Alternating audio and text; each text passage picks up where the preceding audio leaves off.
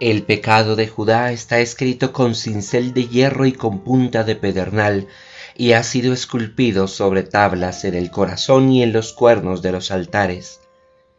Mientras recuerden sus hijos sus altares y las imágenes de acera junto a los árboles frondosos sobre las colinas altas, daré la riqueza y todos los tesoros de mi monte por botín a causa de los pecados que han cometido en los lugares altos en todos los territorios. Y perderán por esta causa la heredad de sus manos, aquella que les di, y les haré servir a sus enemigos en tierra que no conocen, porque han encendido el fuego de mi furor y hasta siempre arderá. Del libro del profeta Jeremías, capítulo 17, versículos del 1 al 4. Concatena el texto del profeta Jeremías ese verso sálmico que seguíamos en la reflexión anterior, indicando cómo es de grave el pecado de la idolatría del pueblo de Israel hasta el punto que ha despertado el furor de Dios, y un furor que no se apaga. Y no se apaga el furor porque dice el profeta Jeremías: los hijos del pueblo de Israel todavía recuerdan las imágenes de acera junto a los árboles frondosos, como altares idolátricos en la cima de las colinas altas del territorio del pueblo de Judá. Es decir, que son pecados que siguen sucediendo.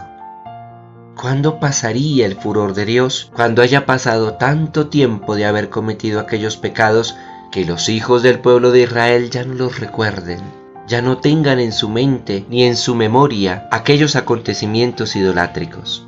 Nos está diciendo, en otras palabras, el profeta Jeremías, que es un pecado que todavía ocurre y no deja de ocurrir, que no está distante en el tiempo, sino que sucede y sigue sucediendo.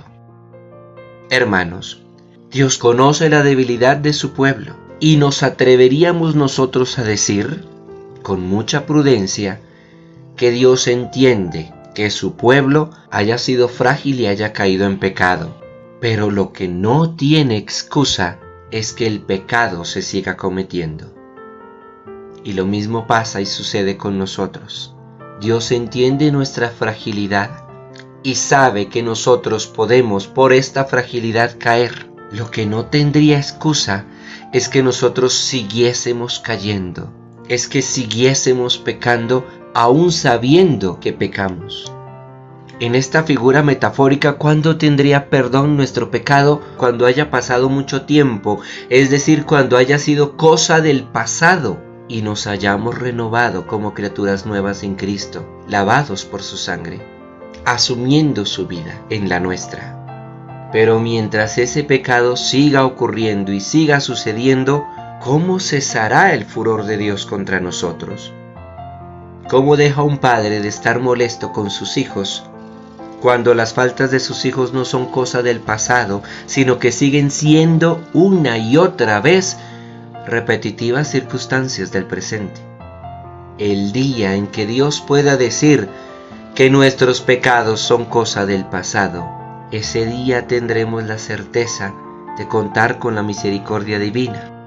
Pero mientras Dios tenga que decir que nuestro pecado sigue presente en la necedad de los días, no esperemos de Dios misericordia, pues Él es misericordioso con quien le busca y con quien, aferrándose a Cristo, abandona su vida pasada, aquella vida oscura, llena de penumbras, de sombras, de situaciones con las cuales nosotros nos hacíamos daño a nosotros mismos y a los demás, es decir, con pecados. Y recordemos que cuando hablamos de pecado no nos referimos solo a las cosas gravísimas, sino que hablamos de todo aquello que no nos deja nacer como criaturas nuevas y de todo aquello con lo cual una y otra vez fastidiamos e incomodamos la vida de los demás también.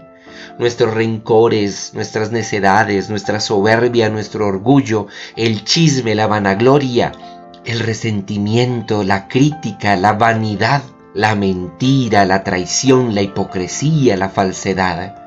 No solo es pecado el asesinato, el robo u otras situaciones graves. Nos han enseñado que basta con no cometer esos graves actos, pero nunca nos han enseñado que Dios quiere que nosotros seamos criaturas en constante proceso de mejora, de transformación, en el que todos esos defectos que pueden parecernos pequeños, día y noche los afrontamos y los confrontamos y los enfrentamos para vencerlos hasta el momento en que dejemos de ser personas que por todo dicen mentiras, personas resentidas, personas que viven buscando cómo sacar provecho, aunque ese provecho perjudique a otros, personas tramposas, perezosas. Aquí está la gravedad del asunto, hermanos, y es que vivimos contentos con un montonón de errores, de defectos, de costumbres que no nos permiten ser verdaderas criaturas nuevas, transformadas en Cristo. Ojalá pueda decir Dios de nosotros que nuestro pecado es cosa del pasado y no, lamentablemente, que sigue siendo cosa necia de todos los días. Que el gloriosísimo nombre de Cristo sea pronunciado por sobre todos nosotros. Amén.